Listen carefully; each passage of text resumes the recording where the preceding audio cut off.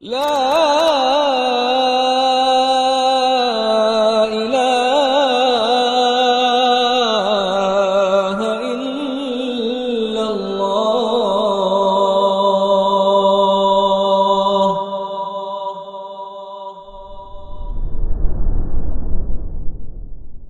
بسم الله الرحمن الرحيم. السلام عليكم ورحمة الله وبركاته.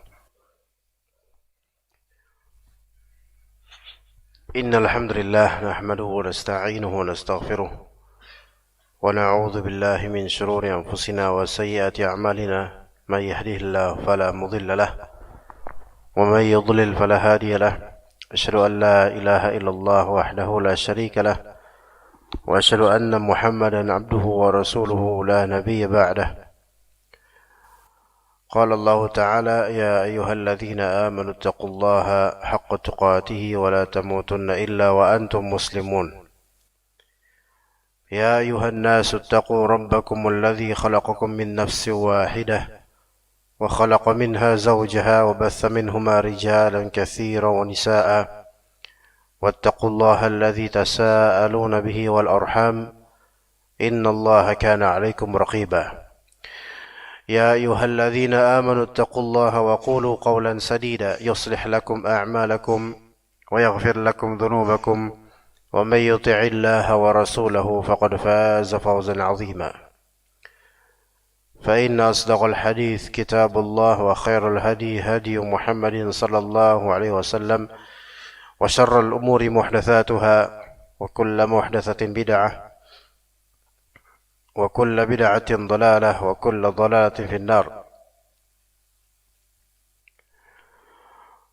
اللهم أصلح لنا ديننا الذي هو عصمة أمرنا وأصلح لنا دنيانا التي فيها معاشنا وأصلح لنا آخرتنا التي فيها معادنا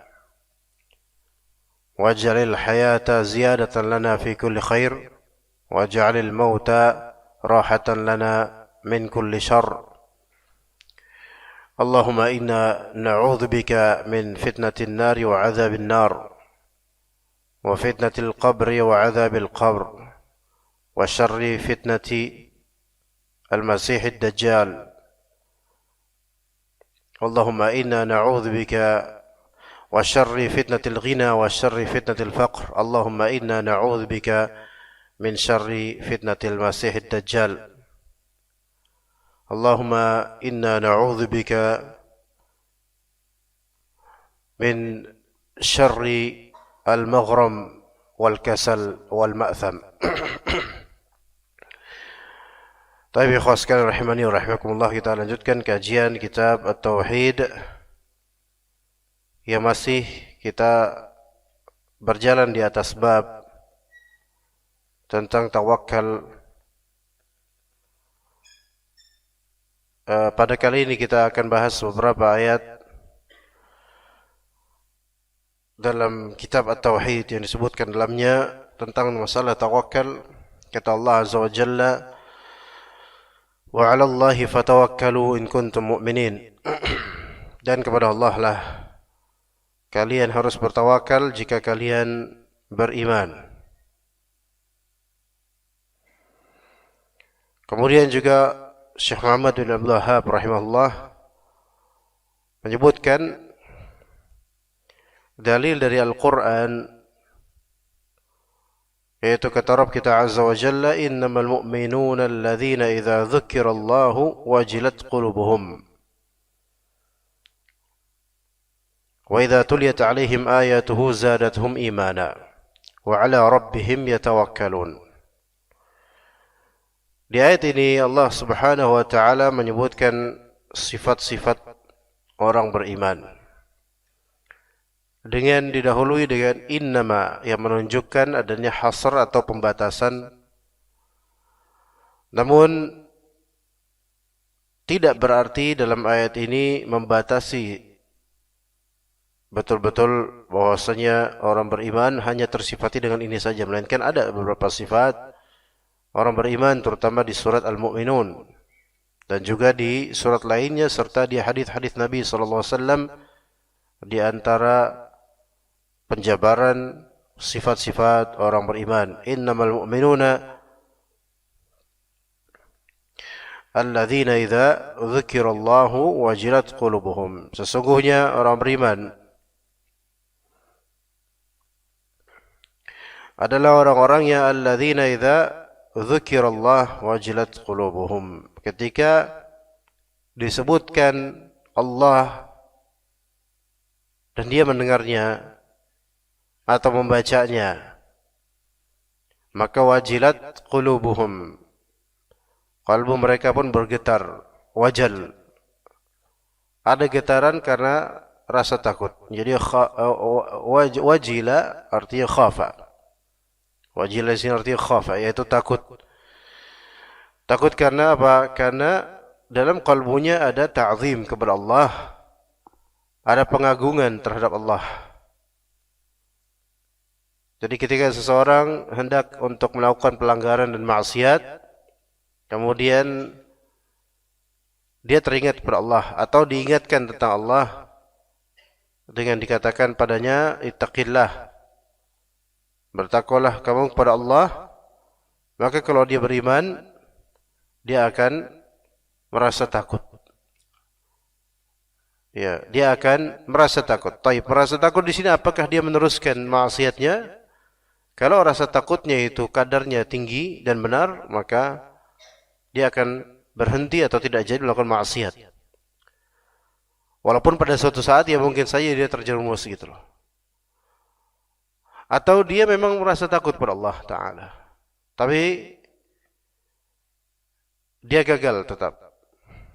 Dengan adanya rasa takut yang mungkin tidak begitu sempurna, dia gagal dalam menghadapi hawa nafsunya. Akhirnya dia terjerumus walaupun dia memiliki rasa takut. Dan mungkin setelah dia terjerumus, dia menyesali itu dan beristighfar. Mungkin antum pernah mendengar perkataan Imam Nawawi rahimahullah bahwasanya istighfarnya orang yang tetap bermaksiat tanpa taubat, maka itu istighfarnya munafik. Tetapi jemaah sekalian, harus kita fahami masalah apakah istighfar seseorang tanpa taubat itu bermanfaat? Apakah istighfar seseorang tanpa bertaubat itu bermanfaat baginya? Ya, pahami baik-baik. Tentu taubat itu bermanfaat. Dan taubat dengan istighfar ada persamaan dan ada perbedaan. Taubat dan istighfar memiliki persamaan dan memiliki perbedaan. Segala taubat melazimkan adanya apa? Istighfar, itu pasti. Segala taubat melazimkan adanya istighfar juga, karena istighfar itu meminta ampunan. Tapi istighfar ini lebih umum daripada taubat. Istighfar ini lebih umum daripada taubat. Tidak semua istighfar melazimkan adanya taubat. Kadang ada orang istighfar tapi dia tidak taubat. Dan tidak mungkin orang bertaubat tanpa adanya istighfar. Karena dia bertaubat pasti karena minta ampunan pada Allah Azza wa Jalla, ini kembali kepada Allah. Dan ada orang istighfar karena menyesal, namun dia belum sampai derajat taubat karena dia masih ada keinginan untuk melakukan lagi nanti maksiat. Mungkin.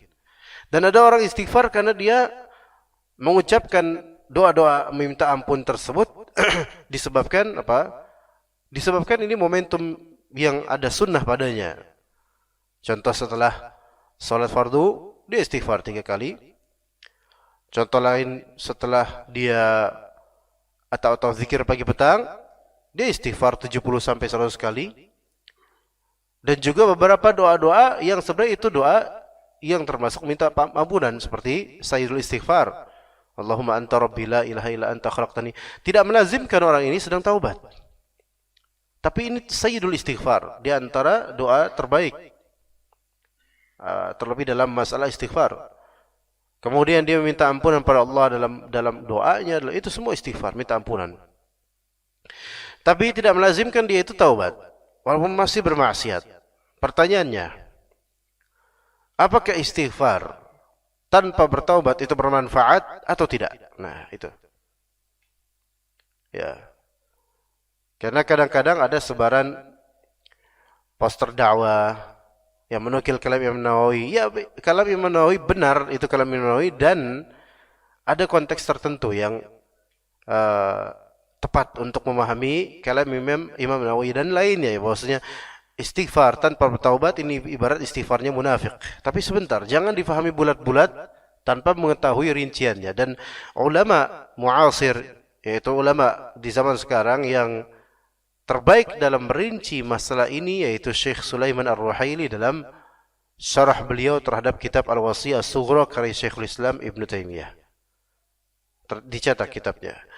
Itu beliau dalam satu pembahasan merinci masalah apakah istighfar itu tetap bermanfaat walaupun seseorang belum sampai derajat taubat. Dan ini penting sekali pembahasan ini. Sebelum kita lanjut, innamal mu'minuna alladzina kaifa astaghfirullahaladzim. Innamal mu'minuna astaghfirullahaladzim. Alladzina idza dzukirallah wajilat qulubuhum. Orang beriman adalah yang idza dzukirallah wajilat qulubuhum, berarti ada rasa takut pada Allah taala. Istighfar, ya, apakah ada kaitannya dengan rasa takut atau tidak? Jelas ada, kalau misalnya memang dia takut pada Allah. Maka di sini ada rinci, ikhwan. Pertama tadi kita katakan semua taubat melazimkan ada istighfar, tapi tidak semua istighfar mesti taubat. Dan yang kedua, istighfar lebih umum daripada taubat. Istighfar lebih umum daripada taubat. Dan yang ketiga, istighfar itu tidak melazimkan seseorang lepas dari dosa-dosanya, sementara taubat melazimkan seseorang lepas dari dosa-dosanya, dosa yang dilakukan. Begitu. Ya. Baik.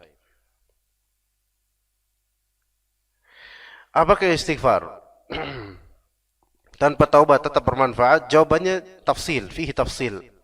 Ada rincian. Ada rincian. Yaitu seseorang, misal kita kasih contoh. Seseorang melakukan dosa. Oke? Dosa. Ya, kecil maupun besar. Kecil maupun besar. Setelah dia melakukan dosa tersebut, ada rasa itu, dia setelah melakukan dosa tersebut dia beristighfar. Dia beristighfar. Apakah istighfarnya dia bermanfaat atau tidak, baik secara wiridan menjadi amalan soleh, atau secara penghapusan dosa yang baru dia lakukan, bisa atau tidak? Maka itu rincian. Jadi konteksnya seorang melakukan dosa kecil maupun besar, kemudian setelah itu dia beristighfar. Apakah istighfar setelah itu dia menjadi suatu ibadah yang berpahala istighfar tersebut, dan juga atau berefek baik pada dosa yang barusan dia lakukan? Maka jawabannya rincian. Kalau misalnya dosa yang baru dia lakukan sebelumnya adalah dosa kecil, maka istighfarnya kemudian bermanfaat selama apa? Memang dia beristighfar tersebut dengan niatan beramal saleh dengan istighfar. Innal hasanat yudhibna sayyi'at. Sesungguhnya kebaikan-kebaikan itu bisa menghilangkan keburukan-keburukan. Kata Nabi SAW, wa atbi'is sayyi'atal hasanata tamhuha. Dan turutkanlah setelah keburukan kebaikan, sehingga kebaikan itu apa? Menghapus keburukan.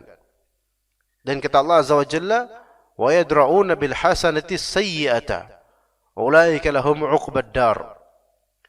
Ya, jadi mereka melakukan atau setelah keburukan mereka respon dengan kebaikan. Mereka adalah orang-orang yang mendapatkan apa? Mendapatkan sebaik-baik tempat nanti, negeri di akhirat, yaitu surga. Al-muhim, di sini ini masuk ke dalam al-a'mal al-mukaffirah lidz-dzunub mutlaqan, yaitu amalan-amalan yang bisa mentakfir dzunub, yaitu menggugurkan dosa secara mutlak, yaitu apa? Dosa-dosa kecil ditingkahi setelahnya dengan amalan soleh. Apapun itu, maka dosa-dosa kecil itu akan terhapus. Tapi ingat, dosa kecil, bukan dosa besar. Taib, dosa kecil. Selama amalan setelahnya itu amalan yang saleh dan ikhlas, termasuk istighfar, termasuk sedekah, dan amalan lain apapun itu, termasuk ta'lim, termasuk menuntut ilmu, amalan apapun itu. Habis melakukan dosa, antum ke majlis ta'lim, maka Allah akan ampuni dosa-dosa yang dilakukan sebelumnya, sebelum majlis ta'lim tersebut, karena hasanat yudhibna sayyi'at, kebaikan itu akan menghapus keburukan-keburukan. Oke? Itu dosa kecil. Terutama dengan istighfar. Baik. Adapun kalau misalnya dia melakukan dosa kecil maupun besar, kemudian dia istighfar, namun dia mengucapkan istighfar ini bukan karena rasa takut kepada Allah Azza wa Jalla. Ya, bukan karena tidak ada rasa takut pada Allah Azza wa Jalla, ya istighfar aja. Ya, toh ya siapa tahu gitu.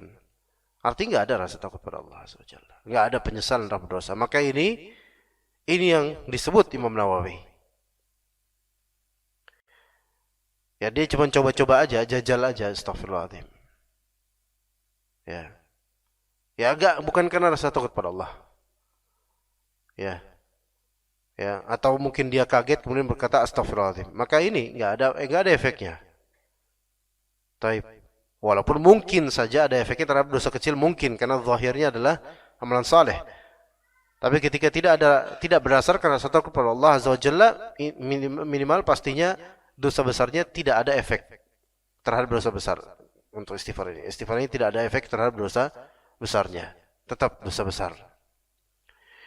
Tapi bagaimana kalau dia melakukan dosa besar dan dia beristighfar setelahnya, namun belum sampai derajat taubat, karena dosa besar itu pada asalnya dihapus dengan apa? Taubat, dengan syarat-syarat taubat. Di antaranya menyesal dan putus dari maksiat tersebut, berazam untuk tidak melakukannya lagi di masa depan. Maka ini taubat untuk dosa besar. Tapi kalau cuma istighfar, maka dirinci istighfar setelah melakukan dosa besar. Kalau misalnya istighfarnya ini bukan berdasarkan takut pada Allah, maka tidak berefek sama sekali kepada dosa besarnya. Adapun kalau istighfar di sini, ya bukan takut karena Allah, karena takut sama apa? Dia istighfar, memang minta ampun sama Allah atas dosa besar yang dia lakukan sebelumnya, tapi istighfarnya dia di sini didorong oleh kekhawatiran masalah kesehatan, misal. Didorong oleh kekhawatiran bakal terbocorkan oleh pada orang-orang, misal. Didorong takutnya kalau nanti kalau gara-gara dosa besar barusan itu nanti dia seret dunianya, misal. Maka dia istighfar. Maka ini istighfar di sini bukan berdasarkan apa? Takut pada Allah. Apa dorongnya tadi? Mungkin faktor kesehatan, mungkin faktor sosial, mungkin faktor ekonomi. Intinya faktor duniawi tanpa ada rasa takut pada Allah, maka istighfarnya dia itu tidak bermanfaat sama sekali untuk dosa besarnya. Adapun untuk dosa kecilnya mungkin bermanfaat karena zahirnya apa? Lafal yang baik gitu. Mungkin ya. Mungkin. Tapi untuk dosa besar tidak. Karena dosa besar ini namanya besar gitu kan. Dia asalnya dihapus dengan apa? Taubat. Asalnya. Maka kalau dengan istighfar saja itu pun didorong bukan karena takut pada Allah, maka ini tidak berefek. Karena bukan karena penyesalan, bukan. Bukan karena penyesalan karena Allah, bukan. Taib, itu ya. Kedua, kalau dia melakukan dosa besar, kemudian dia istighfar karena takut pada Allah, walaupun belum sampai derajat taubat, karena masih ada keinginan untuk melakukan lagi nanti, one time, gitu, suatu saat. Maka, apakah bermanfaat? Istighfar bermanfaat, istighfar tersebut. Qad yanfa'. Qad yanfa' di sini bahasanya qad yanfa'. Qad yanfa itu bisa jadi bermanfaat. Kita katakan bisa jadi bermanfaat. Jadi Allah serahkan kepada Allah. Kita katakan bisa jadi bermanfaat atau kadang-kadang bermanfaat, terserah Allah Azza wa Jalla. Di mana letak kemanfaatannya? Pertama, apapun amalan yang berdasarkan rasa takut kepada Allah itu pasti bermanfaat. Itu satu. Terlepas dari ada dosa atau enggak sebelumnya. Segala amalan saleh yang berdasarkan atas rasa takut kepada Allah Azza wa Jalla itu pasti bermanfaat, absolutely. Terlepas dari apakah sebelumnya dia berdosa atau tidak, itu terlepas dari itu. Ya, itu satu. Kaidah pertama. Yang kedua, bisa jadi apa? Karena rasa takutnya dia pada Allah, maka dosa-dosanya digugurkan, walaupun dosa besar. Itu mungkin. Kita kan mungkin walaupun tidak selalu. Dan itu tergantung dengan Allah Azza wa Jalla. Dalilnya apa? Dalilnya itu dalam Sahih Bukhari. Seseorang tua, dia bentar lagi wafat, sudah terlalu tua. Dan dia selama hidupnya zalim dan tidak baik, bermaksiat. Maka sebelum dia wafat, dia minta kepada anak-anaknya, nanti kalau saya wafat, tolong bakar tubuh saya. Kemudian apanya? Abunya itu disebarkan ke gunung, bukit, pokoknya ke arah bumi. Ketika di akhirat, dikumpulkan manusia, kemudian apa? Allah perintahkan remah-remah dari abu tubuhnya itu untuk apa? Bersatu padu kembali menjadi fisik dia. Mungkin enggak bagi Allah? Karena dzalika 'ala Allah yasir, gampang bagi Allah Azza wa Jalla. Kun fayakun. Terkumpul menjadi satu jasad dan rohnya dikumpulkan juga, hiduplah kembali dia. Taib. Maka Allah bertanya kepadanya, mengapa engkau melakukan hal tersebut? Yaitu mewasiatkan kepada anak-anakmu hal tersebut. Dan orang ini sepanjang hidupnya berdosa. Maka apa kata orang ini? Khasyataka ya Rabbah. Saya minta kayak gitu karena saya saking takutnya sama engkau ya Allah. Saking takutnya sama engkau ya Allah. Maka Allah Ta'ala pun ampuni dia. Karena apa ikhwan? Apakah karena dia memang, karena dia itu saking takutnya padahal akidahnya rusak. Ini bukan berarti kita membiarkan akidah rusak, nggak apa-apa, yang penting takut sama Allah. Enggak gitu juga, bukan itu maksudnya. Poinnya bukan di situ. Artinya orang ini jahil gitu loh. Dan Allah Ta'ala seperti memberikan uzur kejahilan kepadanya. Dan karena dia bermodalkan rasa takut kepada Allah Azza wa Jalla, yang kemudian Allah Ta'ala maafkan seluruh dosa-dosanya dengan modal dia saking takutnya pada Allah, dan Allah tahu kadar takutnya dia pada Allah. Maka ini menunjukkan bahwasanya rasa takut seseorang kepada Allah itu boleh jadi menghapus dosa-dosa yang kadang-kadang bisa jadi dosa itu besar, saking rahmatnya, saking Allah Ta'ala merahmatinya. Iya. Karena memiliki akidah yang seolah-olah kurang percaya bahwasanya Allah Ta'ala bisa mengumpulkannya, itu kan akidah yang rusak sebenarnya dan bisa dosa besar. Dan kenapa dia nggak belajar dulunya gitu. Tapi ternyata dengan modal rasa takut yang tinggi, ternyata Allah Ta'ala menghapus dosa-dosa dia. Tapi ini bukan peremehan terhadap dosa besar, bahkan dosa kecil juga jangan. Melainkan modal rasa takut, Allah Ta'ala lebih tahu siapa-siapa yang takut. Huwa a'lamu biman ittaqa. Dia lebih tahu, yaitu Allah Ta'ala lebih tahu siapa yang bertakwa, siapa yang takut pada Allah. Allah lebih tahu. Maka kalau istighfarnya seseorang setelah melakukan dosa besar, ada penyesalan, ada takut malu sama Allah, maka istighfarnya itu bermanfaat dengan dasar satu, segala amalan yang didasarkan rasa takut pada Allah pasti bermanfaat. Baik itu terhadap dosanya ataupun memang terhadap ketinggian derajatnya nanti insyaallah. Yang kedua, rasa takut kepada Allah Azza wa Jalla itu bisa menghapuskan dosa-dosa. Tapi rasa takut yang benar dengan dalil yang tadi saya sebutkan. Maka kalau seorang muslim mukmin dia bermaksiat dan tenggelam padanya karena sudah tenggelam dengan syahwatnya atau mungkin keinginan duniawinya, kemudian dia sadar tapi dia masih merasakan kelezatannya, dia masih menginginkannya suatu saat. Namun dia sadar bahwa dia dipantau oleh Allah, dilihat dan akan nanti dihisab dan seterusnya. Dia khawatir, mungkin sampai kepikiran sampai bilang astagfirullah, astagfirullah. Ya, walaupun dia belum sampai derajat taubat, maka apakah mungkin bermanfaat dan berefek untuk dosa-dosanya? Bisa jadi. Kita bilang bisa jadi, tidak selalu, namun bisa jadi. Adapun kalau taubat, maka pasti Allah Ta'ala ampuni. Ini beda. Lantas apa sisi perbedaan taubat dia dengan istighfar dia yang didasari rasa takut? Perbedaannya adalah kalau taubat, dia ada azam untuk tidak melakukannya lagi. Adapun kalau cuma istighfar dengan rasa takut pada Allah Ta'ala dan ikhlas, dia masih ada keinginan. Suatu saat saya pengen melakukan lagi karena mungkin masih suka. Maka ini bedanya. Apakah yang bertaubat dan berazam kepada Allah Ta'ala untuk tidak melakukannya lagi, suatu saat mungkin melakukannya lagi? Ya bisa jadi melakukannya lagi kalau dia memang tenggelam lagi, bisa, manusiawi. Kullu bani Adam khatta'un. Setiap dari putra Adam itu sering bersalah, khatta'un, sering bersalah. Wa khairul khatta'ina at-tawwabun, dan sebaik-baik orang yang sering bersalah, dan itu semua dari kita sering bersalah, adalah yang sering bertaubat. Jadi kita taubat kembali, taubat kembali, taubat kembali. Kalau dizikir pagi petang astaghfirullah wa atubu ilaih, maka kalimat tersebut melazimkan kita itu harus benar-benar taubat gitu loh. Dan enggak mau melakukan lagi karena ada lafal wa atubu ilaih. Adapun kalau astaghfirullah wa atubu ilaih tapi masih pengen berazam gitu lagi, maka ini yang disebut Imam Nawawi sebagai istighfarnya orang munafik dan taubatnya orang munafik. Tapi pada istilah juga taubat sambal. Kenapa disebut taubat sambal? Kenapa enggak taubat geprek atau semisalnya?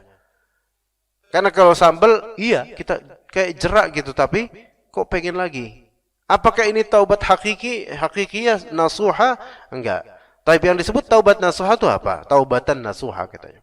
Nasuh yang mubalaghah dari nasih yang menunjukkan apa? Menunjukkan khulus. Khulus itu apa? Bersih, clean. Bersih dari apa? Bersih dari syawaib, bersih dari kotoran-kotoran, baik kotoran syahwat duniawiyah ya atau lainnya. Karena taubat kalau misalnya karena khawatir dunia hilang, ini bukan taubat nasuha. Ada orang taubat karena khawatir kalau saya masih dosa kayak gini juga, ntar gaji saya enggak nambah dong. Ah ini enggak. Ini bukan taubat namanya. Bukan taubat nasuha. Walaupun ya alhamdulillah kalau dia berhenti dari itu, cuman sayangnya itu demi dunia. Tapi taubatan nasuha itu adalah dia taubat karena takut pada Allah. Gitu. Takut pada balasan Allah, takut kemurkaan Allah. Itu seperti itu, rincian seperti itu ya jemaah. Innamal mu'minuna alladzina idza dzukirallah wajilat qulubuhum. Orang beriman jika dia disebutkan Allah padanya, maka kalbunya merasa takut. Yang kedua, pensifatan kedua, wa idza tuliyat alaihim ayatuhu zadatuhum imana. Dan ketika diperdengarkan atas mereka ini ayat-ayat Allah Azza wa Jalla, maka zadatuhum imana, maka akan bertambah, maka ayat-ayat itu akan menambah kepada mereka apa? Keimanan mereka. Jadi akan bertambah keimanannya. Ini menjadi dalil bahwasanya manusia itu kadang-kadang mendapatkan manfaat dengan bacaan orang lain. Kadang-kadang manusia mendapatkan manfaat dengan bacaan Al-Quran dari orang lain. Baik bacaan imam pas salat, atau bacaan temannya, atau bacaan seorang qari yang dia dengar di MP3 dan semisalnya. Bahkan ini menjadi dalil juga, kadang-kadang manusia, muslim, mendapatkan manfaat dari bacaan orang lain lebih daripada dia membaca sendiri. Ya. Kadang-kadang mendapatkan manfaat, mendapatkan kenikmatan dan tadabbur dari bacaan orang lain lebih daripada ketika dia apa? Membaca sendiri. Gimana? Pernah merasakan itu enggak? Harusnya sering. Dan ini ada beberapa faktor. Pertama, imma bacaan sendiri jelek misalnya. Jadi tidak mau baca sendiri terbata-bata, tergagap-gagap, enggak bisa. Tapi bacaan orang yang bagus, dah dengerin aja lah. Lebih ngeresep gitu. Imma karena itu. Atau yang kedua, imma karena memang begitu. Kadang-kadang kita memerlukan apa? Memerlukan orang lain untuk membacakan untuk kita. Dan itu Rasulullah pun melakukan itu. Rasulullah SAW memerintahkan Abdullah bin Mas'ud radhiyallahu anhu untuk membacakan atasnya apa? Al-Quran. Tolong bacakan Al-Quran untuk saya.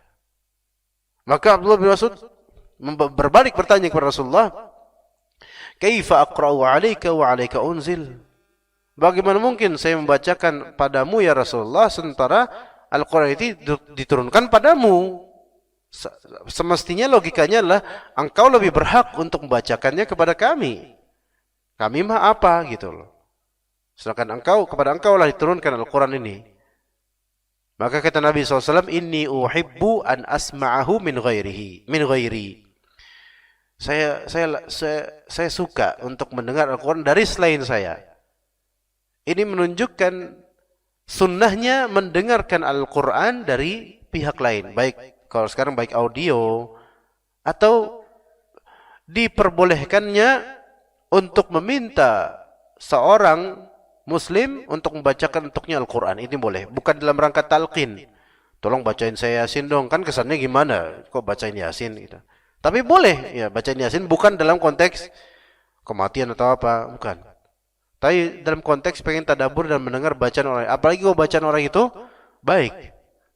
Ya. Dan Abdullah bin Mas'ud ini bukan dalam rangka menolak permintaan Rasulullah SAW, cuman beliau heran aja. Kaifa aqra'u 'alaika wa 'alaika unzil? Ini kan Al-Quran diturunkan kepada engkau ya Rasulullah. Masa saya bacain? Harusnya engkau lah yang lebih berhak membacakannya kepada kami, mengajarkannya kepada kami. Ya Rasulullah SAW sering membaca Al-Quran. Yatlu 'alaihim ayatihi wa yuzakkihim wa yu'allimuhumul kitab wal hikmah. Yatlu 'alaikum ayatihi. Ya gitu kan? Membacakan atas kalian ayat-ayatnya, ayat-ayat Allah Azza wa Jalla. Yatlu 'alaikum ayatina ya. Wa yuzakkikum wa yu'allimukumul kitaba wal hikmata wa yu'allimukum ma lam takunu ta'lamun. Ya Rasulullah bacakan, Rasulullah ajarkan. Itu sudah biasa. Tapi ini Rasulullah minta dibacain sama Abdullah bin Mas'ud. Maka kata Nabi SAW apa? Inni uhibbu an asma'ahu min ghairi. Saya pengen dengar dari orang lain. Ya. Jadi boleh kawan, misalnya antum minta semua, "Ustaz, tolong bacain untuk anak Ustaz." Kenapa mau diruqyah? Enggak mesti ruqyah. Walaupun dia benar juga sih, pas dibacain kesurupan dia, ya. Ya. Tapi dibacain boleh, bacain. Mau surat apa? Terserah Ustaz lah, yang paling Ustaz suka, misalnya. Atau ikhwan lain, ikhwan. Selama antum tahu bahwasanya bacaan dia baik gitu loh. Adapun kalau misalnya antum tahu, suruh bacaan dia luar biasa belepotannya, lama-lama antum jadi guru tajwid. Ya, salah, jangan gini, malah nggak jadi tadabbur jadinya. Yang antum tahu bahwasanya bacaannya itu baik, minta dibacain, boleh. Satu halaman, ya. Maka kemudian ketika ya dibaca surat An-Nisa dari awal, dibaca oleh siapa? Oleh Abdullah bin Mas'ud radhiyallahu anhu. Ya. Maka ketika udah sampai di ayat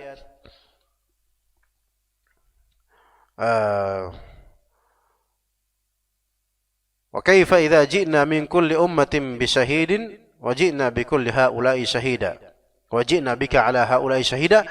Ketika sampai ayat tersebut, seperti khitabnya Allah kepada Rasulullah SAW, yaitu fa kaifa idza ji'na min kulli ummatin bi syahid, bagaimana jika kami datangkan untuk setiap umat sebagai saksinya, dan kami datangkan engkau wahai Muhammad sebagai saksi bagi mereka semua. Maka kata Nabi SAW, hasbuk. Hasbuk artinya apa? Yakfik, ya itu cukup. Sudah. Maka Abdullah bin Mas'ud kemudian menoleh ke Rasulullah dan terlihat mata Rasulullah SAW berlinang dengan air mata. Berarti terefekkan dengan bacaan orang lain. Dan kita kadang begitu. Baca sendiri nggak bisa nangis. Dengar bacaan orang lain bisa aja kita nangis. Lebih daripada kita ngebaca sendiri. Itu hatta Rasulullah SAW merasakannya. Bacaan orang lain. Jadi jangan heran kalau misalnya kok saya baca sendiri malah nggak bisa, ya saya sedih gitu nggak bisa, saya terharu gitu nggak bisa. Tapi kalau bacaan orang lain bisa, ya mungkin karena bacaan orang lain lebih bagus mungkin. Dan yang kedua, ya faktor kemanusiaan kita normal. Kadang-kadang kalau kita yang melakukan nggak ngeresep, tapi kalau orang lain yang melakukan, kita kena efek baiknya. Itu sifat yang kedua. Sifat pertama tadi ketika diperdengarkan padanya, disebutkan padanya baik tulisan maupun lisan, lafal jalal Allah atau yang semisal dari nama-nama Allah Azza wa Jalla sifat-sifatnya, maka wajilat qulubuhum, maka kalbunya takut. Dan ketika diperdengarkan padanya ayat-ayat, maka bertambah keimanannya. Wa ala rabbihim, yang ketiga, wa ala rabbihim yatawakkalun, dan kepada Rabb mereka bertawakal. Kepada Rabb mereka bertawakal. Ya, kita sudah jabarkan hakikat dari tawakal pada kemarin ya. Kemarin hari 2 pekan lalu ya. Kita sudah sebutkan hakikat dari tawakal, yaitu sidqul i'timad. Ya, sidqul i'timad 'ala Allah fi jalbil maslahah wa daf'il madarrah ma'a thiqati bih. Ya, wa al-akhdh bi al-asbab al-ma'dhunah atau asy-syar'iyyah. Yaitu definisi dari apa? Definisi dari tawakal. Wa 'ala rabbihim yatawakkalun. Kita lanjutkan ikhwan. Memang ada setelahnya alladzina yuqimunas shalah wa mimma razaqnahum yunfiqun. Tapi kemudian kata Allah Azza wa Jalla disebutkan di kitab At-Tauhid, ya ayuhan nabiyyu hasbukallah. Ya ayuhan nabiyyu hasbukallah wa man ittaba'aka minal mu'minin. Arti yang lebih tepat adalah, wahai Nabi, cukuplah bagi engkau dan orang-orang yang mengikutimu dari orang mukminin Allah. Saya ulangi lebih kalimatnya lebih mudah. Wahai Nabi, cukuplah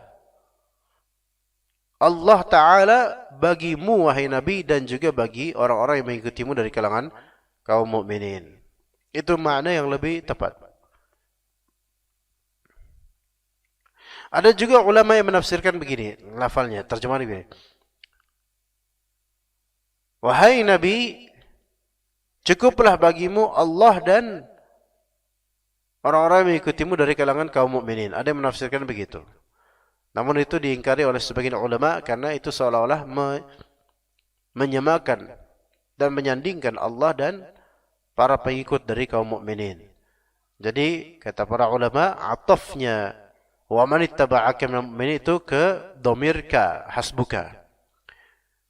Jadi wahai Nabi, cukuplah bagimu dan bagi orang-orang beriman yang mengikutimu, cukuplah bagi kalian semua itu Allah Subhanahu wa taala. Sehingga wajib atas engkau wahai Muhammad, wajib atas para kalian yang mengikuti Muhammad untuk bertawakal kepada Allah, karena Allah lah yang mencukupi kalian semua tanpa kecuali. Itu makna dari hasbuka wa man ittaba'aka, hasbukallah wa man ittaba'aka minal mu'minin.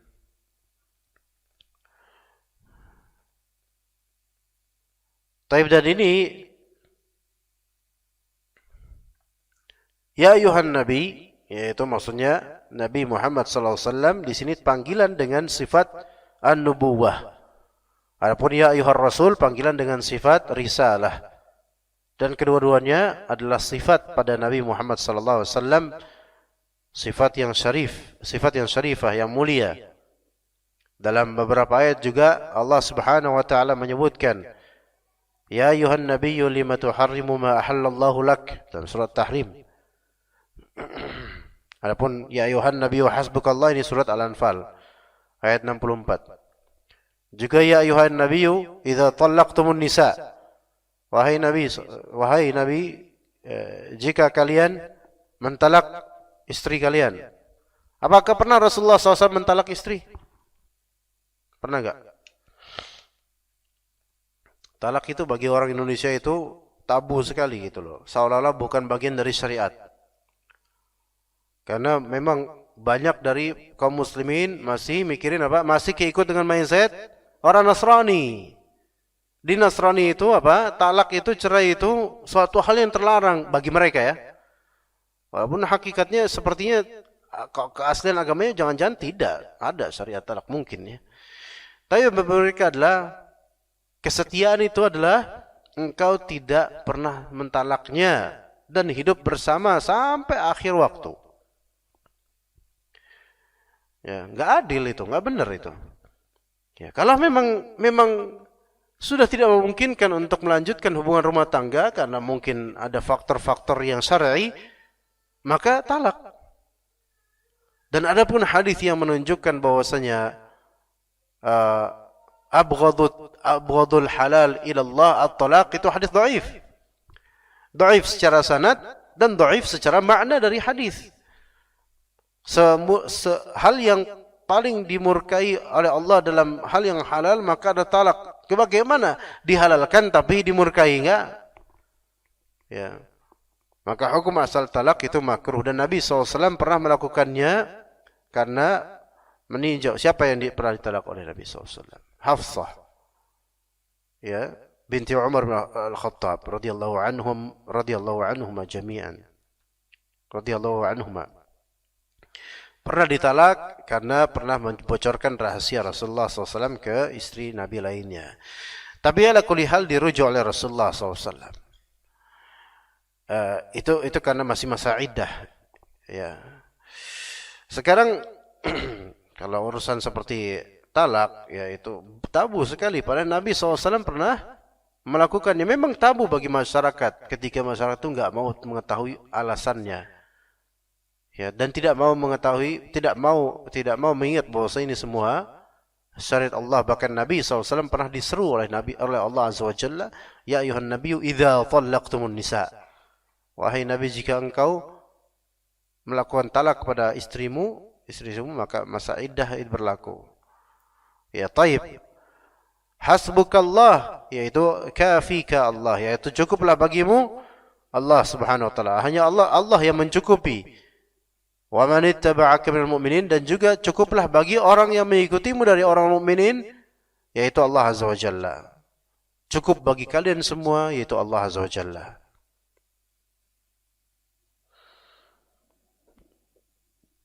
Maka di sini berarti perintah agar bertawakal kepada Allah, baik Nabi Muhammad SAW ataupun orang-orang beriman. Kemudian kata Allah Azza wa Jalla disebutkan dalam kitab At-Tauhid di surat At-Talaq, "Wa may yatawakkal 'ala Allah fa huwa hasbuh." Dan barang siapa yang bertawakal kepada Allah, maka Allah itu cukup buat dia.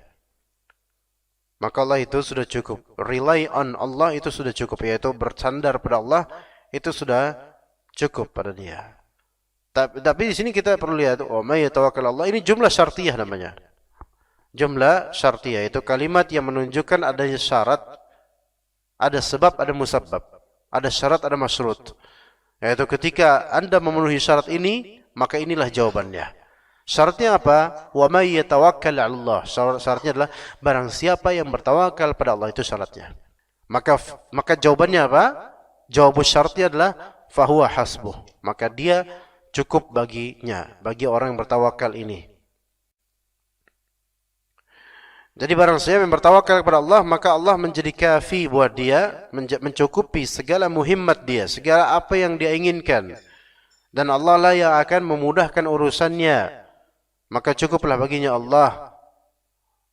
Yang mungkin memang terjadi mungkin dalam perjalanan menuju keinginannya dalam bertawakal. Keinginannya ada apa, rintangan, halangan. Ya, tetapi justru Allah Subhanahu wa taala yang akan menghilangkan rintangan tersebut. Dan kadang-kadang rintangan itu justru Allah Ta'ala takdirkan untuk menguji seberapa jujur dan seberapa tinggi tekadnya dia. Allah uji dengan rintangan tersebut, seberapa jujur dia. Ya, maka untuk menggapainya dan melampaui rintangan tersebut, untuk menggapai tujuan, keinginan, baik dunia maupun akhirat terutama, dan selagi melampaui hal tersebut, maka dibutuhkan apa? Dibutuhkan tawakal kepada Allah Subhanahu wa taala. Dan Rasulullah SAW itu sayyidul mutawakkilin, tuannya orang-orang yang bertawakal. Namun dengan begitu kenyataannya adalah Rasulullah SAW sejak awal dakwah sampai seterusnya itu sudah mengalami banyak sekali rintangan, cacian, cemoohan, siksaan dalam beberapa konteks dan lainnya dari madarat-madarat. Yang ternyata Rasulullah SAW tetap apa? Istiqamah. Jadi justru rintangan itu mihnah, ujian, sebagaimana kalau besi dengan panasnya api itu akan terjadi khulus atau emas, terjadi khulus, yaitu terjadi pemurnian. Orang ini jujur apa enggak? Maka akan diuji oleh Allah Azza wa Jalla. Hasiban nas ayyutraku ayyaqulu amanna wa hum la yuftanun. Apakah orang-orang mengira mereka dibiarkan begitu saja mengatakan kami beriman dan mereka tidak diberikan ujian? Pasti diberikan ujian. Walaqad fatanna alladhina min qablihim fala ya'lamanna Allahu alladhina sadaqu wa la ya'lamanna al-kadhibin. Kami telah memberikan ujian pada orang-orang yang sebelum mereka, yaitu para nabi. Dan kami tahu siapa-siapa yang jujur dan siapa-siapa yang berdusta dalam klaim mereka beriman. Begitu juga dalam bermanhaj salaf. Pasti ujiannya itu lebih dibandingkan antum menjadi orang biasa atau orang awam atau orang yang enggak kenal agama. Ada ujiannya lebih. Ya itu banyak orang bertanya-tanya tentang kenapa kok malah jadi ujian ini, kok kita bermanhaj salaf malah lebih banyak ujiannya dibandingkan dulu, baik ekonomi, kadang sosial juga ujian di masyarakat. Tudingan-tudingan, kecurigaan orang lari dari kita, misalnya seperti itu. Karena dulu enggak berjenggot, sekarang kok banyak jenggotnya. Dulunya enggak pakai jilbab, sekarang malah sampai bercadar. Itu semua ujian fitnah. Ya. Tapi kalau dia tawakal pada Allah Azza wa Jalla, hasbuk, Allah hasbuk. Allah itu mencukupi Anda. Seperti 25 Desember kemarin, kemudian ada yang dipaksa di kantornya untuk pakai pin yang di situ ada apa namanya, ada kode-kode atau gambar yang menunjukkan perayaan Natal lah gitulah, merah putih dan semisal, bukan merah putih Indonesia ya, bukan. Ya dan semisal itulah pokoknya.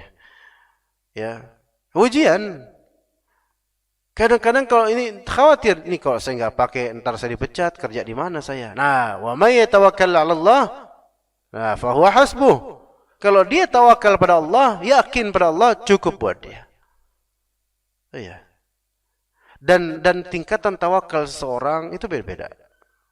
Tentu beda-beda, kadang tergantung dengan, ya bukan kadang, selalu tergantung dengan pertama kehendak Allah Azza wa Jalla, ya kemudian apa? Keimanan dia ketika itu. Iya, keimanan dia ketika itu. Apakah dia yakin pada Allah atau tidak? Tawakal pada Allah atau tidak? Ya. Kemudian kalau misalnya boleh enggak kita sedekah dengan seluruh harta kita yang ada, misalnya antum sedekah dengan seluruh rekening antum kuras sedekah buat pembangunan masjid misal.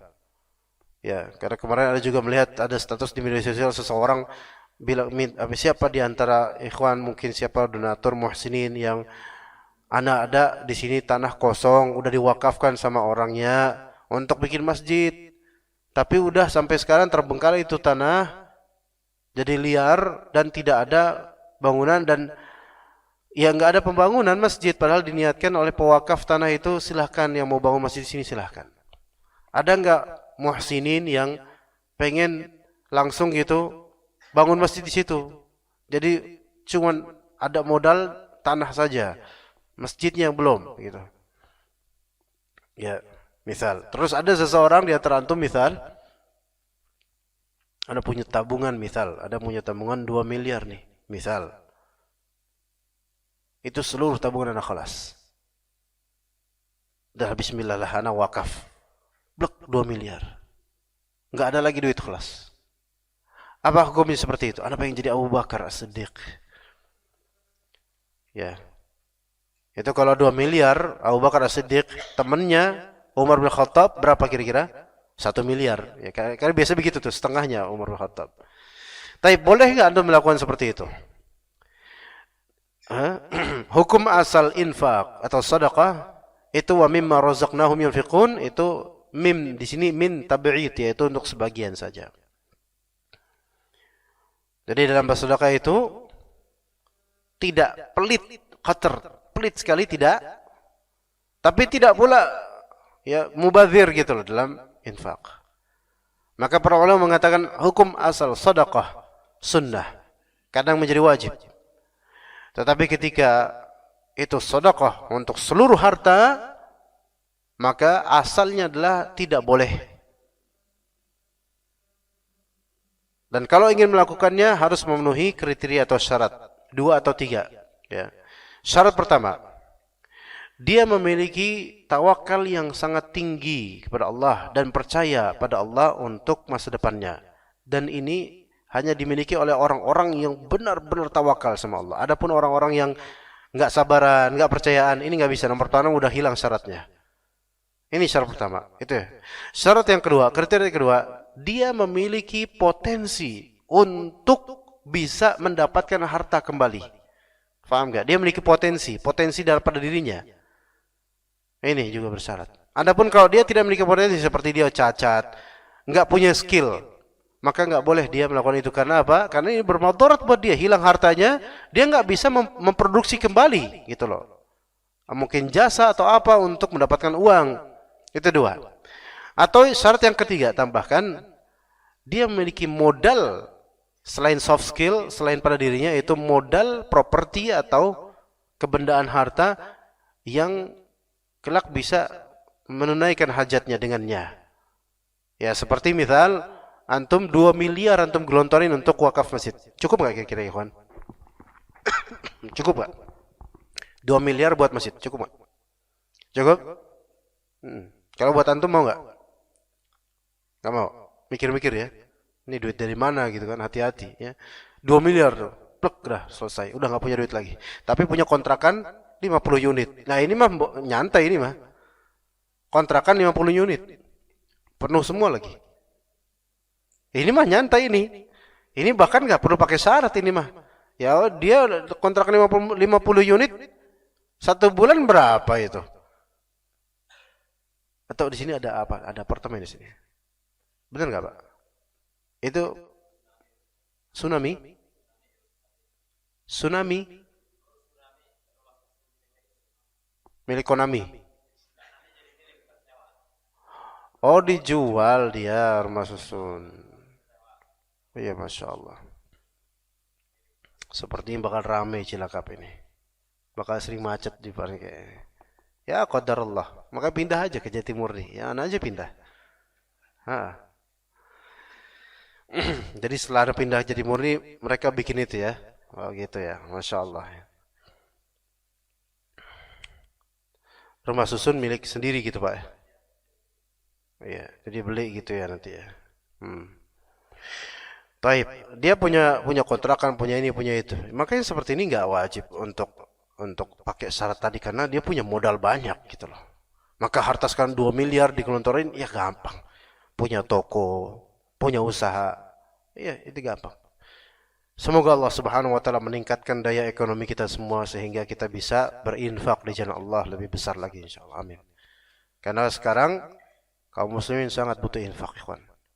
Sekarang dan kapanpun masih banyak orang miskin, fuqara, masakin.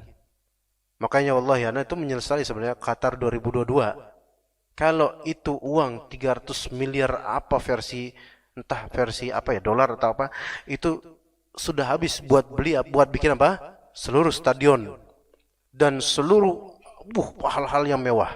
Wallahi ikhwan, sebagaimana kata Syekh Masyhur juga, kalau itu semua diberikan kepada fuqara dan masakin di kaum muslimin cukup nggak kira-kira? Insya Allah cukup.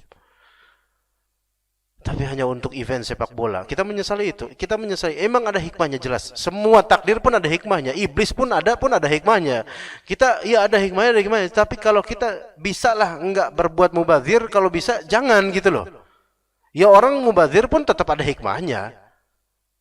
Iya, orang murtad pun ada hikmahnya. Kalau kita ngomongin hikmah, ya semuanya juga berhikmah, jelas semua takdir Allah berhikmah, tapi bukan itu poinnya. Kalau kita ngomongin hikmah, maka udah nggak ada amar ma'ruf nahi munkar. Ntar ada bencong lewat, jangan dilarang. Kenapa? Ada hikmahnya. Ya repot kalau kayak gitu mah. Apa hikmahnya? Ya hikmahnya banyak ya. Itu kita mengetahui kalau kita itu laki-laki, dia bencong. Itu bukan hikmah itu. Itu satu. Kemudian belakangan Anda dengar kabar yang sebenarnya Anda sedih, misalnya seperti Ronaldo kemudian dibeli oleh klub Saudi Arabia, kemudian apa namanya sampai lupa saya berapa itu belinya tuh. Apa gajinya, Van, gajinya belinya saya lupa. Berapa perak saya nggak tahu lah tuh. Nah, gajinya itu berapa ya? Coba murojaah lagi di Google coba. 300 juta euro apa-apa gitu loh. Apa dolar apa-apa lupa. Nah. Al-muhim kalau misalnya dikisarkan dikonversikan per menit per jam per jam apa per menit ya? Anda lupa ya. Per menit kayaknya. Per menit itu 6 juta. 6 juta 400 berapa gitu. Per menit Pak, itu 6 juta. Lebih tinggi dari gaji UMR antum loh sebulan.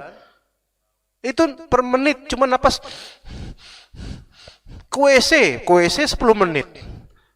60 juta ikhwan, 64 juta bayangkan. Udah gitu belum nikah lagi misalnya. Kenapa di situ budaya barat seperti itu benar? Udah punya anak 2 atau 3, belum nikah. Kenapa? Dunia. Supaya apa? Supaya nanti ketika udah bosan, nggak ada lagi warisan. Ajaib tuh. Dan yang kayak gini digembar-gembori orang muslim.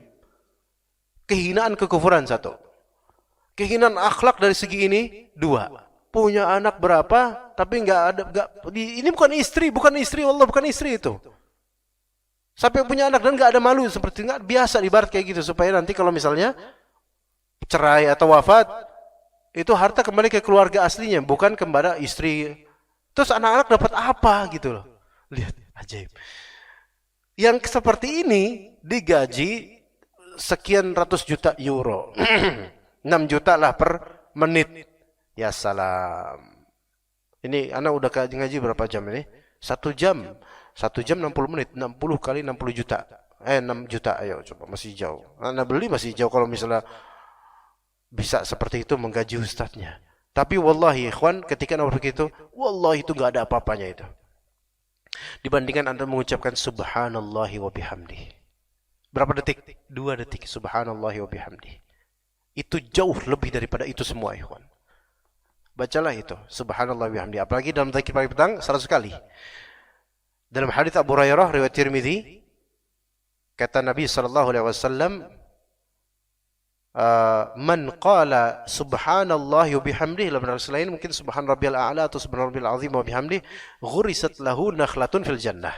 Siapa yang mengatakan subhanallah bihamdi, ditanamkan buat dia pohon kurma di surga. Pohon kurma di surga. Ya, pohon kurma doang pohon kurma doang kalau di surga itu dunia kebeli jauh ikhwan. Itu enggak ada apa-apanya dunia. Kata Nabi SAW dalam hadis lain, la mawdi'u sauti ahadikum fil jannah khairun minad dunya wa ma fiha. Yaitu tempat pecut doang, sepetak cuman kecil, tempat pecut, tahu tempat pecut? Kan ada pecut tuh, kalau dibuat tempat kan jadi panjang gini cuman setengah meter atau 1 meter. Segitu antum dapat segitu aja di jannah, di surga, itu lebih baik daripada dunia dan seisinya. Maka kalau seorang muslim takjub dengan gajinya Ronaldo itu, antum berarti ahli dunia antum. Berarti enggak nyari akhirat antum. Wallah enggak ada takjubnya sama sekali. 300 juta apa tuh tadi, 300 juta dolar, 300 juta apa ya tadi ya, euro per tahun, 6.400.000 per menit, itu per detik berapa? Kalau diecer ya, kalau diecer gajinya per detik berapa itu? Itu enggak ada apa-apanya dibandingkan harus baca sekali aja subhanallahi wa bihamdih. Itu muslim, baru muslim, bukan yang mengagungkan yang seperti ini. Wah, gajinya ini. Wah. Jangan berbangga dengan itu. Selain itu bukan antum, bukan siapa-siapa antum, ngapain antum bangga-banggain? Kemudian follow dia, ya Allah ini orang kafir ya akhi, orang kafir ini yang enggak ada apa-apanya. Kalau innal ladzina kafaru lan tughniya lahum amwaluhum wala auladuhum minallahi syai'a. Orang kafir itu, orang yang kufur kepada Allah, tidak bermanfaat buat mereka, anak-anak, apa ini anak zina lagi. Kemudian harta mereka enggak ada manfaat di sisi Allah. Itu yang disebut yauma la yanfa'u malu wala banun. Itu yang disebut di hari nanti ketika harta dan anak enggak ada manfaatnya sama sekali.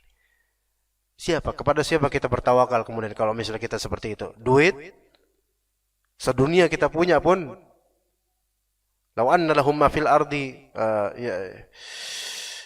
astagfirullahaladzim, di surah Ar-Ra'd, mereka punya satu bumi dan kelipatannya sekalipun, nggak bakal Allah Subhanahu wa taala ampuni mereka kalau mereka kufur pada Allah Azza wa Jalla. Ya begitu ikhwas sekalian. Maka kita punya Allah, kita punya zikir-zikir yang jauh-jauh sekali lebih apa? Lebih baik daripada dunia dan seisinya. Antum sholat sunnah qobliyah subuh tadi aja udah Masya Allah. Ya, maka nggak ada apa-apanya gaji mereka itu. Nggak ada apa-apanya. Walaupun dikumpul semua pemain bola, semua pemain basketball, 10 top list teratas dengan gaji tertinggi, antum baca subhanallah bihamdi, KO semua mereka. Kalau tahu kayak gini kan apa artinya coba? Kalau tahu kayak gini kan berarti ya cuma segitu doang. Kita punya zikir-zikir yang Allah Ta'ala syariatkan. Maka itu lebih afdal insyaallah Ta'ala. Ya wa sallallahu ala nabiyina Muhammad wa ala alihi wa sahbihi ajma'in. Subhanakallahumma bihamdika asyhadu an la ilaha illa anta astaghfiruka wa atubu ilaik. Assalamualaikum warahmatullahi wabarakatuh.